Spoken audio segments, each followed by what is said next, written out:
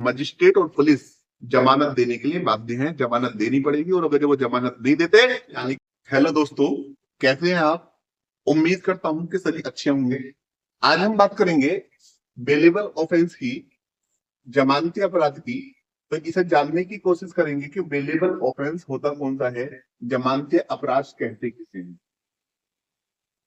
सबसे पहले हम ये देख लेते हैं कि बेलेबल ऑफेंस के रिगार्डिंग प्रोविजन कहां पर है। तो अगर से मैं बात करूं BNSS की, यानी कि भारतीय नागरिक सुरक्षा संहिता 2023 की, अगर जो मैं बात करूं तो इसका सेक्शन 2C जो है, यानी कि 2 जो है, वो क्या करता है, वो जमानती अपराधों की परिभाषा करता है। और CRPC में जो बेलेबल ऑफेंस के बारे में बताया गया था CRPC में, तो इसके सेक्शन 2A में जो है क्या बताया गया था कि बेलेबल ऑफेंस के बारे में बताया गया था CRPC की धारा 2A में। और BNSS में 2C में जो है इसे जो है बेलेबल ऑफेंस को जो है बताया गया है। अब हम जानने की कोशिश करेंगे कि बेलेबल ऑफेंस कौन से ऑफेंस होते हैं। तो सबसे पहले देखेंगे कि जो प्रोविजन है, जो कानून है, वो क्या कहता है। अगर जो मैं बात करूं BNSS की और CRPC की, तो ये कहते हैं कि बेलेबल ऑफेंस वो ऑफेंस है जिनको फर्स्ट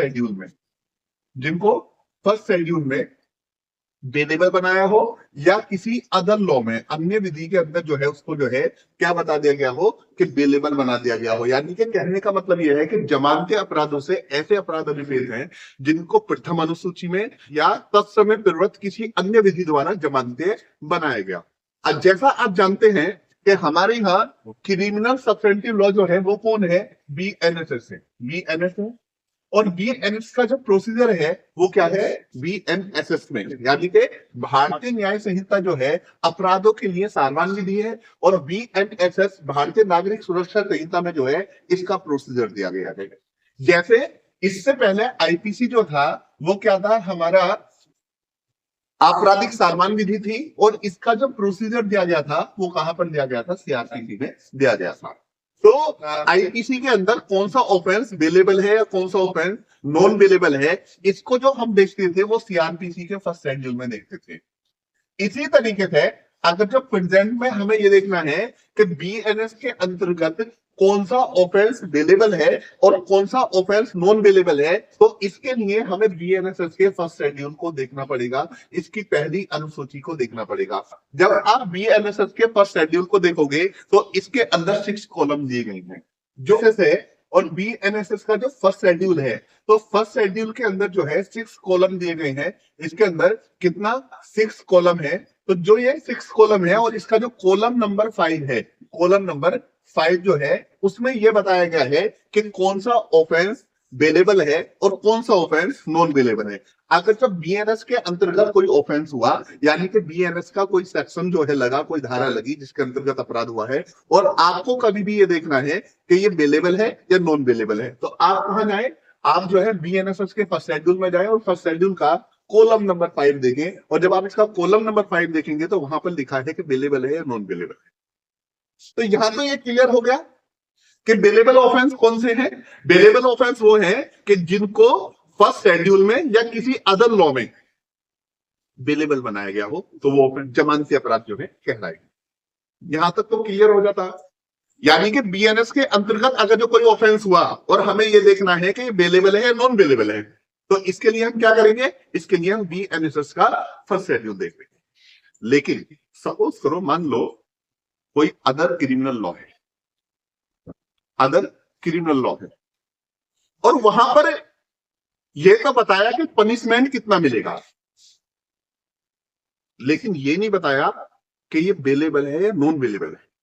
तो इसको हम कैसे डिसाइड करेंगे, इसको हम कैसे जानेंगे कि ये बेलेबल है नॉन बेलेबल है। मान लो अगर जो कोई क्रिमिनल लॉ है उसमें बता दिया कि ये ऑफेंस बेलेबल है, ये ऑफेंस नॉन बेलेबल है, जैसे कि आप SC/ST एक्ट को पढ़ते हो वहां पे बता दीजिए ये वाला ऑफेंस बेलेबल है या नॉन बेलेबल है। तो जहां पर जिस लॉ में बता दिया वहां तो कोई प्रॉब्लम ही सोल्व हो गई, वहां तो कोई प्रॉब्लम ही नहीं है कि ये बेलेबल है नॉन बेलेबल। लेकिन अगर जो कोई लॉ ऐसा है कि जो क्रिमिनल नेचर का है, बट उसने पनिशमेंट के बारे में बताया है, लेकिन ये नहीं बताया कि जो ऑफेंस है वो बेलेबल है नॉन बेलेबल है, तो इसके लिए हमें क्या देखना पड़ेगा, BNSS का जो फर्स्ट शेड्यूल है इसके पार्ट सेकंड को देखना पड़ेगा, और इसके पार्ट सेकंड में बताया है तो जो 3 साल से कम वाले अपराध हैं तो भैया वो क्या कहलाएंगे, बेलेबल कहलाएंगे। 3 साल से ज्यादा वाले जो हैं वो क्या कहलाएंगे, नॉन बेलेबल कहलाएंगे। ये वाला आंसर जो है तो याद रखना, ये इंपॉर्टेंट चीज है कि अगर जो कोई भी अदर लॉज है कि वो क्रिमिनल नेचर का है और वहां पर पनिशमेंट का तो प्रोविजन है, बट ये नहीं बताया कि ऑफेंस बेलेबल है या नॉन बेलेबल है, तो वहां पर जो है बीएनएसएस के फर्स्ट शेड्यूल को देखना पड़ेगा और फर्स्ट शेड्यूल के पार्ट सेकंड को देखना पड़ेगा कि उसके अकॉर्डिंग अगर जो वो सही है तो बेलेबल है, अदरवाइज वो जो है नॉन बेलेबल है। जनरली ये तो हमने देख लिया प्रोविजन। लेकिन अगर जो हम जनरली बात करें कि बेलेबल ऑफेंस कौन से ऑफेंस होते हैं, तो बेलेबल ऑफेंस वो ऑफेंसेस होते हैं कि जहां पर बेल, जहां पर जमानत अधिकार के रूप में मांगी जाती है, जहां पर जमानत अधिकार के रूप में मांगी जा सकती है। ऐसे अपराध कि जहां पर अगर जो अभियुक्त जमानत देने के लिए तैयार है तो मजिस्ट्रेट और पुलिस जमानत देने के लिए बाध्य हैं, जमानत देनी पड़ेगी। और अगर जो वो जमानत नहीं देते, यानी कि अगर जो सारी कंडीशन फुलफिल हो रही है उसके बावजूद भी पुलिस ऑफिसर या मजिस्ट्रेट जमानत को एक्सेप्ट नहीं करते, जमानत नहीं देते, तो इसका मतलब यह है कि वो रोंगफुल कन्फाइनमेंट का ऑफेंस कर रहे हैं, वो सैदोस परिरोध का अपराध कर रहे हैं। तो जमानती अपराध वो अपराध होता है कि जिसमें जमानत अधिकार के रूप में मांगी जा सकती है। इसी के रिगार्डिंग एक केस आता है जिसमें सुप्रीम कोर्ट ने ये कहा कि bail is rule, jail is exception. Bail is rule, jail is exception. इसका नाम है, ये केस है Motiram versus state of MP, versus state of MP. इस केस में सुप्रीम कोर्ट ने ये कहा था कि bail is rule, jail is exception, jail is exception. के यानी कि कहने का मतलब यह है कि जमानत एक नियम है, जमानत एक नियम है और जेल अपवाद है। यानी कि अगर जो ऑफेंस बेलेबल है और या एक्यूज जो है बेल देने के लिए तैयार है तो उसको बेल देनी चाहिए। बेल क्या है, वो रूल है, और जेल तो उसको जब ही भेजना चाहिए जब एक्सेप्शनल कंडीशन है। इस तरीके से हमने ये देखा कि बेलेबल ऑफेंस होता क्या है, इसे और आगे हम डिस्कस करेंगे। आज इतना ही। जय हिंद, जय भारत।